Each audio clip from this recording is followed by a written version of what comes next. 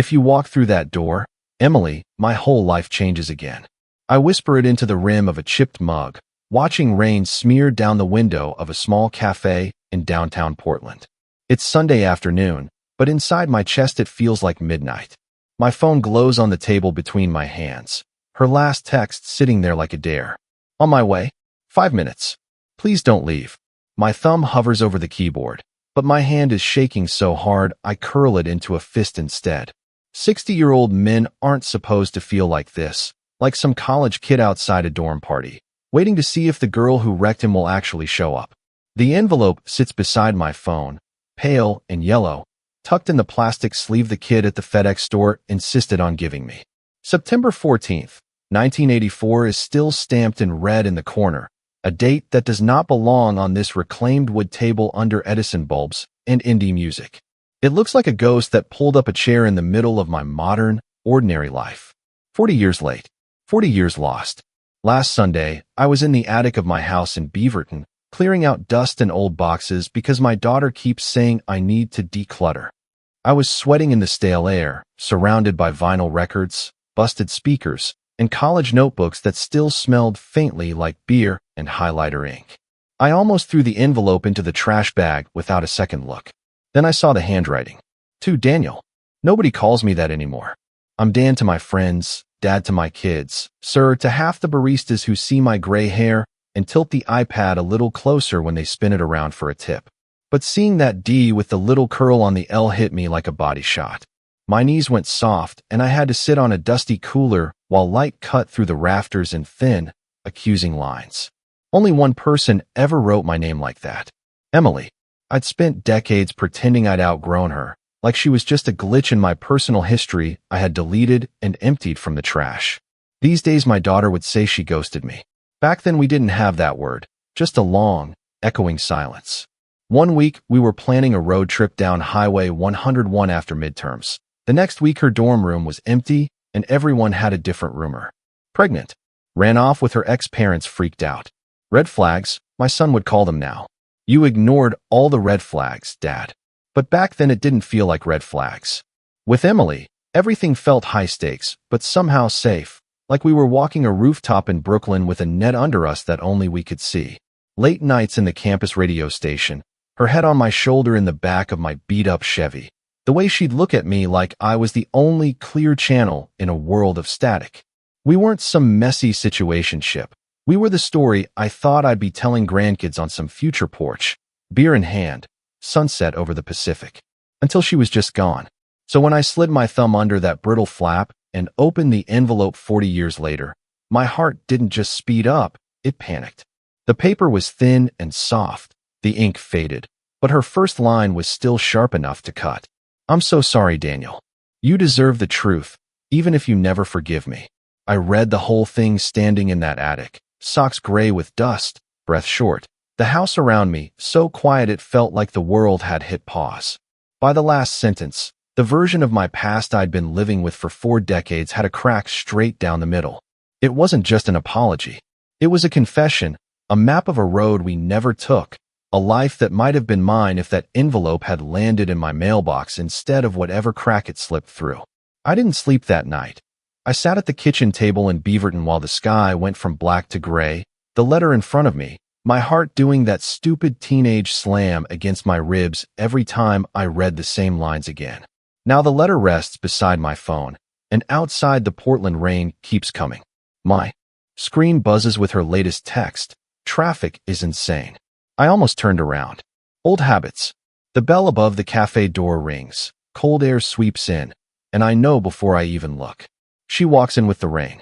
Gray coat, damp curls, glasses she pushes up with the back of her wrist as she glances around the room. For a second she looks right past me, and I wonder if 40 years has changed me that much. Then her eyes land on the envelope. On me. Her hand flies to her mouth. I see the tiny shake in her fingers before she drops them to her side. Daniel. Nobody has said my name like that in decades. Soft on the first syllable, like a secret. I stand too fast, knocking the table with my knee. Coffee sloshes, and the barista looks over. I mutter a sorry, because it's easier than everything else I should be saying. Emily steps closer, and the years rearrange themselves on her face. There are lines around her eyes now. A pale scar near her chin I don't remember, freckles faded but still there. But the way she looks at me, that hasn't aged at all. We do that awkward dance of two people who don't know if they should hug or not. I offer my hand. She ignores it and wraps her arms around me. For a second I forget how to breathe. She's smaller than I remember, bones sharper under my hands. But she still smells like some light, clean perfume I can't name. My heart slams so hard I worry she'll feel it through my jacket. Then she pulls back, eyes bright. I thought you were going to bail, she says, voice a little breathless. It would have been very on brand. Me? I huff out a laugh.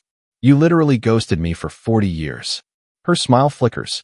Just a second, but I see it. Can we sit? She asks. We town.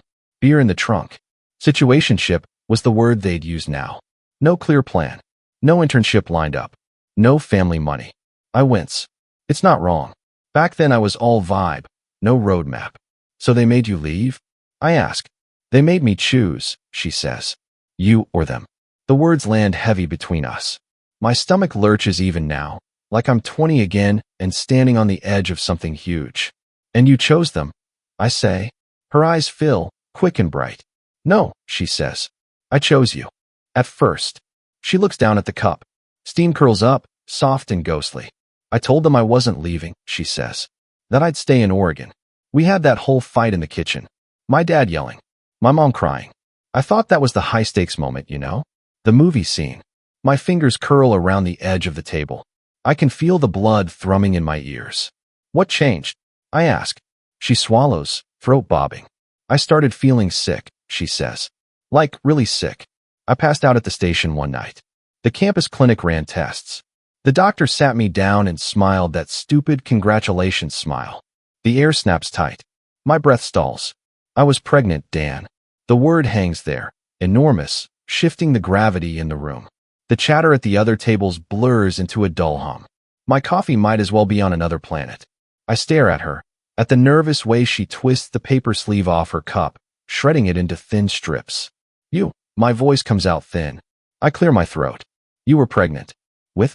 She lifts her eyes to mine, and in them I see the girl from the back of my Chevy, from the radio booth at midnight, from a life that never happened. With your baby, she says. Ours. My heart slams so hard it actually hurts. My hands go cold. I swear I can feel every beat echo in my fingers. In '84, I ask stupidly. That fall. She nods. I wrote you everything in that letter, she says. About the baby. About Dallas. About what they were asking me to do. I poured my whole heart into it. Then I mailed it and waited for you to show up at my door like some crazy, romantic movie. She gives a small, broken laugh. You didn't come, she says. And I thought, okay, message received. I think of that envelope buried behind vinyl and dust, 40 years late to the one conversation that could have changed everything. My chest feels too tight. My ribs, too small. How far along were you? I ask. She looks past me for a second, like she's watching some old film only she can see. About 8 weeks when I wrote it, she says softly. 3 months when I left Oregon. She lifts her hand, lays her fingertips on the envelope like it's a sleeping thing. He'd be 39 now, she whispers. For a second I honestly think I misheard her. He'd be 39 now. The words echo in my head, loud and hollow. My vision tunnels a little. The chatter in the cafe fades out, like someone just turned the volume knob down on the whole place and cranked up the sound of my heartbeat instead. I wet my lips. My mouth feels dry as paper. Would be, I say slowly. Or is. Emily's eyes snap to mine. There's a flash of fear there, quick and raw. He is, she says. He's alive. Something in my chest loosens and tightens at the same time. I let out a breath I didn't know I was holding, then suck another one right back in, dizzy. I have a son. I'm 60 years old, and I'm just now learning that I have a son. What's his name? I ask. My voice comes out rough. She smiles, small and nervous. Ethan, she says. Ethan James. Ethan. It hits me hard, how normal that sounds. Not theory. Not some ghost child from a life that never happened. A real man with a name and probably a favorite pizza place and some job he complains about on Mondays. Does he know? I ask. About me? Her fingers twist together on the table. The knuckles go white. Not everything, she says. Not yet. I lean back, feeling the chair press into my shoulder blades. I'm aware of my own body in a weird, sharp way. How my leg won't stop bouncing, how my hands can't decide whether to clench or reach for hers. Walk me through it, I say. Dallas, the baby. What happened after that letter? She nods, eyes drifting down to the envelope again, like it's a script she's trying to remember. My parents freaked out, she says. More than before. My dad went into full damage control mode. He called it a situation like it was a PR crisis, not a baby. They laid out my options like some kind of menu. She swallows. None of them included you. Heat rises up the back of my neck. I grip my knees under the table, nails biting into denim. I would have married you, I say quietly. Back then, if I'd known. I know, she says. That's why they moved so fast. She stares at her coffee, at the thin circle of foam clinging to the edge. They took my phone, she says. My dorm keys. My student ID. They pulled me out of school midweek, packed my stuff while I sat on my childhood bed and tried not to throw up. Her lips tremble. They said if I tried to see you, they'd cut me off. No money, no insurance, no place to live. Her voice gets smaller on each word, like she's shrinking back into that scared 20-year-old girl. You could have stayed with me, I say. I hear the hurt in it, even now. I had that crappy apartment off campus, but your rent was 3 months behind, she cuts in gently. Your car barely started. You were doing overnight shifts at the station and barely passing physics. My dad listed every one of those things like bullet points on a slide. Dan, no stability. No future. No plan. I hate how accurate that sounds. I kept waiting for you to show up, she says. To bang on the door. To cause some big scene like in those old movies we loved. I thought maybe that would scare them more than the baby did. Her eyes shine. But you didn't know. And I thought you just didn't come. She blinks fast, tears clinging to her lashes. They found some agency in Dallas, she goes on. Private. Discreet. They used those words like it made everything fine. I had Ethan in a hospital where nobody called him by his name. Just baby boy. They handed me papers when I was still groggy from labor and told me I was being mature. Her jaw tightens, and I see a flash of the fighter I remember, the girl who used to argue with professors on air. I signed them, she whispers. I held him once, for maybe 15 minutes. Then a nurse took him, and that was it. No pictures. No footprints. Just gone. My stomach twists. I picture a tiny boy with dark hair, maybe her eyes, maybe mine, being carried away down a hallway while she lay there alone. Jesus, I murmur. I'm so sorry. She shakes her head like she's trying to clear it. I went back to Texas, did the whole fresh start thing. New major. New friends. New rules. I pretended I was fine. I dated guys with solid internships and clean resumes. I married one of them, eventually. She gives a tired half-smile. He was a good man. Boring as white bread, but good. I feel that small sting in my chest. It's stupid, but it's there. You have other kids? I ask. 2, she says. A daughter in Denver, a son in Chicago. They know about Ethan. We don't keep secrets like that in my house. Learned that the hard way. She taps the envelope. I spent years wondering about him, she says. Every time I saw a boy who would have been his age at the mall or on the train, I'd do the math in my head like some weird reflex. I thought it would stop when I got older. It never did. My throat feels tight. I clear it and look out at the rainy street, cars hissing by. My reflection stares back at me in the glass. Gray hair, lined face, eyes that suddenly look older than they did this morning. So how did you find him? I ask. She takes a shaky breath. He found me, she says. He was 22. The adoption was closed, but he's smart. Tech guy. He dug through old records, built search trees, did all that online sleuthing stuff you see on TikTok now. One day I got an email from an address I didn't know. Subject line said, I think you might be my mom. She laughs once, softly, amazed even now. I almost deleted it as spam, she says. But I opened it, and he had my maiden name, my birth date, the hospital, the timing. I just knew. I picture Ethan at 22, fingers hovering over a keyboard, heart racing like mine did in the attic last Sunday. We met in a coffee shop in Dallas, she says. Kind of like this one, but louder. He walked in, and I knew it was him. He had your shoulders. Her gaze flicks over me, down to my hands. Your hands, too. I look down at my fingers, the veins and knuckles, and for a second I can't breathe again. Did you tell him about me? I ask. Not at first, she says. He asked. Of course he did. Who's my father? Does he know about me? Is he alive? And I just froze. I told him you were someone I loved when I was young, but we lost touch. I said I didn't think you wanted to be found. The words sting more than I want to admit. You thought I read the letter and walked away? I say quietly. She nods, a tear slipping down her cheek. I didn't want him to feel rejected twice, she whispers. So I made it sound like a dead end. A closed door. I told myself I was protecting him. Maybe I was just protecting me. Silence settles over the table. I feel my pulse in my throat, in my fingertips, in the tight space behind my eyes. So what changed? I ask. Why now? Why here? She glances up, and there's something new in her expression. A tired kind of courage. A year ago, she says, my doctor found something on a scan. Nothing dramatic at first. Just keep an eye on it. Then 6 months later, it wasn't so small anymore. My heart gives a hard, ugly kick. Emily, I say. Are you? I'm not dying tomorrow. She cuts in, a little too fast. Don't freak out. But it's serious. And it made me rethink the story I was telling myself. About you. About him. About how much time we all have to keep pretending this isn't a big deal. She reaches into her bag and pulls out her phone. Her hand shakes. I told Ethan this year that I'd tell him more, she says. That I'd finally give him your name. He's been patient. Too patient. She swallows. Then last week, your text popped up. Out of nowhere. I found your letter. I remember that moment in my kitchen, the way my hand trembled over the screen, the way I almost deleted her number instead. I almost didn't send it, I admit. Same, she says. When you wrote back and didn't sound mad, I thought, okay, maybe this is the moment. Maybe we're finally grown up enough for the truth. She unlocks her phone, taps a message thread I can't see. He's here, Dan, she says. My stomach drops. Here like in Portland? I ask. She nods. Business trip, she says.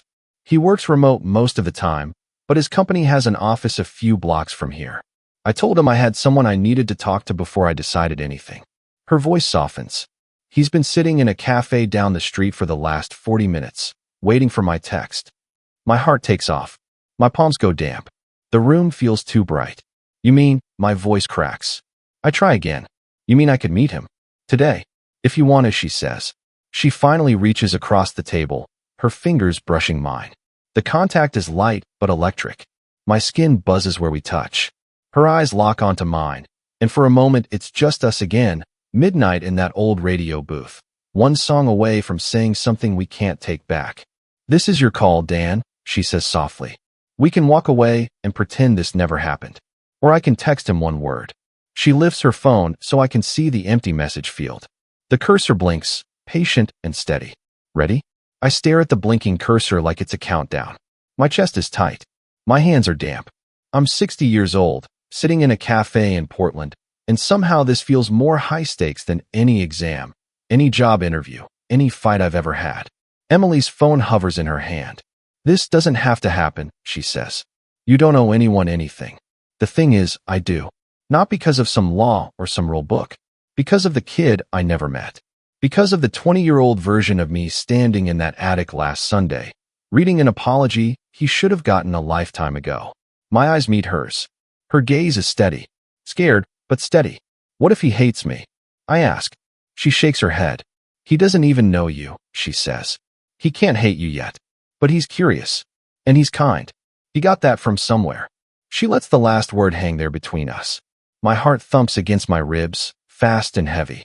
Text him, I say. Please. She nods once, like she's bracing for impact, and types one word. Ready.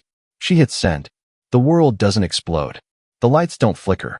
No dramatic soundtrack kicks in. The rain just keeps falling on a gray Portland afternoon, while a 60-year-old man tries not to pass out in a coffee shop. How long? I ask. 5 minutes, she says. Maybe less. He's just around the corner. 5 minutes. Half a lifetime and 5 minutes. My knee bounces under the table. I flex my hands, trying to get the blood moving. Emily watches me with this soft, sad smile. You used to do that before exams, she says. The leg thing. You'd swear you weren't nervous, but your body always told on you. I huff out a breath. Yeah, well, I say. This makes finals week look like a joke. Her eyes warm. For a moment, there's a flicker of that old vibe between us. The one that lived in late nights at the station, in inside jokes, in the way she used to finish my sentences on air. Dan, she says quietly, whatever happens, I want you to hear this from me first. I look up, waiting. I'm sorry too, she says. Not just for the letter, or the baby, or Dallas. I'm sorry for every time I told myself you would have failed me, that you would have bailed. It was easier to live with that story than the idea that we were both just trapped. Her throat works. She looks down at our hands on the table, close but not touching. You were never a red flag, she says. You were the whole damn signal. My chest pulls tight, then loosens. My heart does that stupid, late-in-life sprint again.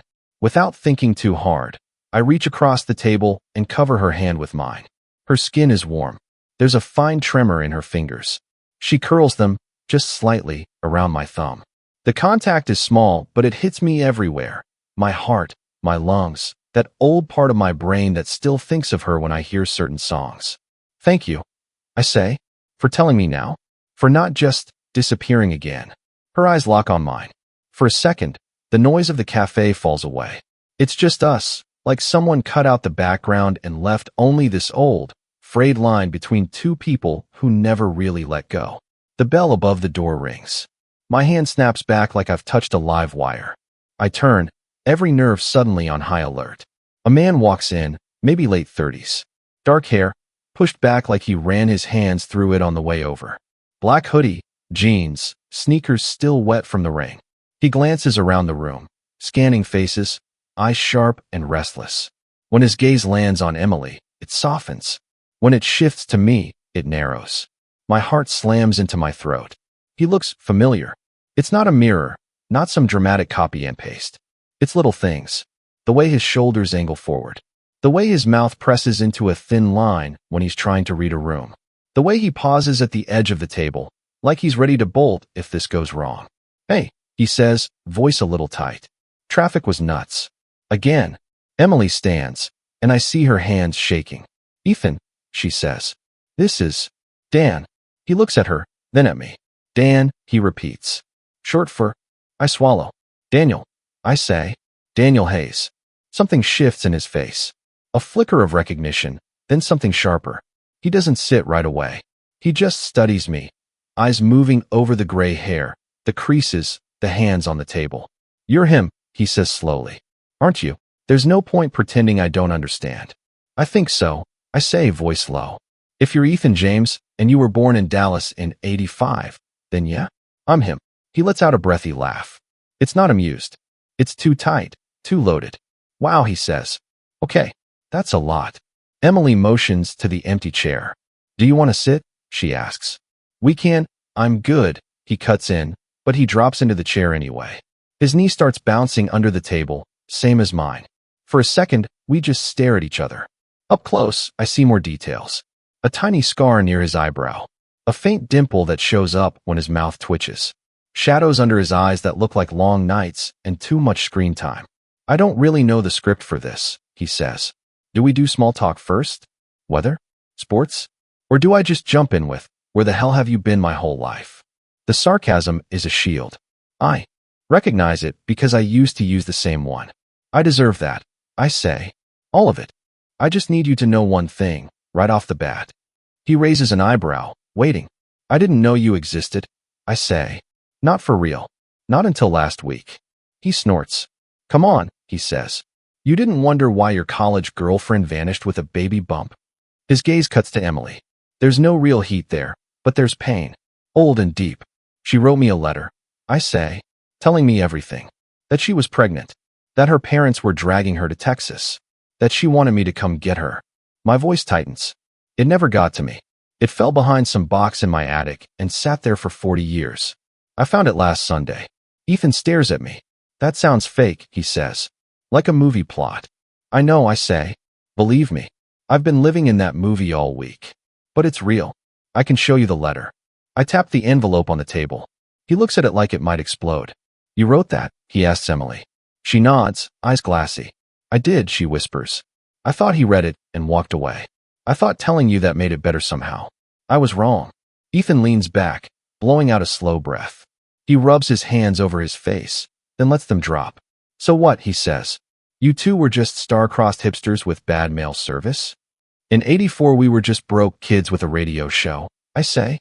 No hipster yet. That came later. He actually smiles at that. Tiny, but it's there. Silence settles again, thick but not empty. There's a hum under it now, something like possibility. I'm mad, he says finally. At both of you. At the universe. At whatever idiot lost that letter. But I'm also here. He shrugs, helpless. Which probably says something.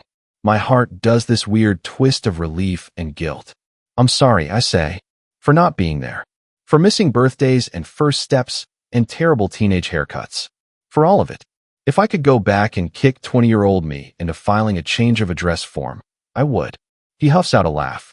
That's not how the mail works, he says. Yeah, well, I say. Apparently I'm still catching up. His eyes meet mine. There's something softer there now. Not trust. Not yet. But not total shutdown either. I don't know what this is supposed to look like, he says. You being my father. At 60. Me at 39. It's not exactly the Hallmark setup, you know. I'm not asking for Hallmark. I say. I'd settle for contact. Coffee sometimes. Awkward texts. You sending me memes I don't understand. He snorts again, and this time the smile reaches his eyes. I can do that, he says. Confuse you online. That's basically my job. We all laugh, and for a moment the tension cracks just enough to let in a little light. Out of the corner of my eye, I see Emily press a hand to her side. It's a small movement, quick, but her face tightens. Hey, I say softly. You okay? She nods, but her eyes flicker. Just a twinge, she says. Hospital says I'm fine. I just have to listen when my body tells me to sit my ass down. Ethan's expression shifts to concern in an instant. Mom, he says. Did you tell him? I told him enough, she says. Not everything. She looks at me, like she's checking if I'm still in. My scans aren't great, she says. They're not a death sentence, either. But I don't know how much time I have where I feel like this. She gestures between us. Strong enough to do hard things. Like this cafe. Like you too. The fear that's been sitting in the back of my mind steps forward. What do you need? I ask. She blinks, surprised by how fast that came out. I don't know yet, she says. But I know I'm tired of doing everything alone. The words land with a weight I feel all the way down. I look at her. At my son. At this table that wasn't supposed to exist. My heart is still racing, but it's not just panic now. It's something else. A slow, steady burn under the fear. I can't fix the past, I say. But I'm here now. For both of you. If you want me. Emily's eyes shine. Ethan stares at the table, then nods once, sharp. Okay, he says. Then you're going to need my number. He pulls out his phone and pushes it across the table. My fingers shake as I tap in my contact. When his name pops up on my screen, Ethan James, I feel that strange, deep shift again. Like the ground under my life just moved a few inches to the right. We spend the next hour trading pieces of our lives. Jobs. Cities. Favorite bands. Ethan makes fun of my playlist. I mock his obsession with cold brew. Emily rolls her eyes at both of us and steals sips from each cup. Every now and then, my hand brushes hers. On purpose. Not by mistake. She doesn't pull away. When Ethan gets a Slack ping and groans about a meeting, he stands, hesitating for a second. I'll call, he says. Soon. Not, like, in another 40 years. That'd be great. I say, smiling. I might be hard of hearing by then. He hesitates, then leans in and gives me a quick, awkward one-armed hug. It's stiff and weird and perfect. My heart trips over itself. See you, Dan, he says. See you, Ethan, I say. He squeezes Emily's shoulder, then disappears into the rainy street. The door swings shut behind him. The cafe hums on like nothing life-changing just happened. Emily and I sit there in the quiet, 2 cups cooling between us, the letter lying flat and harmless now. How do you feel? She asks. I let out a breath that feels like it's been stuck in me since 1984. Terrified, I say. Hopeful. Old. Stupidly alive. She smiles, and the lines at the corners of her eyes deepen in a way I find beautiful. Of course I do. I always did. That's a lot, she says. That's us, I answer. We've never done simple. She studies me for a long moment. You know, she says, when we were 20, I pictured a different version of this. You and me in some tiny apartment, Baby crying in the next room. Rent overdue. Neighbors yelling. Total chaos. There's a soft ache in her voice, but no bitterness. We missed that version, I say. Maybe for good reason. Maybe not. But we found this. 2 grown-up people, she says. 1 grown-up kid. A whole mess of history. Rainy cafe in Portland, I add. Brittle letter on the table. Wild, high-stakes second chance. She laughs, then winces, then laughs again. What are you saying, Dan? She asks. Spell it out. My heart starts that fast, stupid beat again. My palms go damp. I feel 16 and 60 at the same time. I'm saying I don't want this to be the only Sunday we see each other. I say. I'm saying I'd like to go to your next scan with you. Or bring you soup on bad days. Or argue about playlists in person instead of in my head. Her eyes soften. Her fingers inch across the table until they rest over mine. And if I have less time than we hope, she asks quietly, then we make the most of what we get, I say. Slow. Real. No ghosting. No unread letters. Just us. Whoever we are now. She holds my gaze, and for the first time all day, the fear in her eyes is shadowed by something else. Warmth. Want. A careful, grown-up kind of love that knows how much it can hurt and shows up anyway. That sounds nice, she says. Nice. I tease, voice shaky. Wow. Aim high, Hayes. She squeezes my fingers. Fine, she says. It sounds terrifying. And hopeful. And stupidly alive. I grin, feeling the echo of my own words coming back to me. Then let's try. I say. Outside. The rain eases up, shifting from steady roar to soft drizzle. Light slips through the clouds. Pale and uncertain, but there. I fold the letter, slide it back into its worn envelope, and tuck it into my jacket pocket. It doesn't feel like a weight anymore. It feels like a bridge.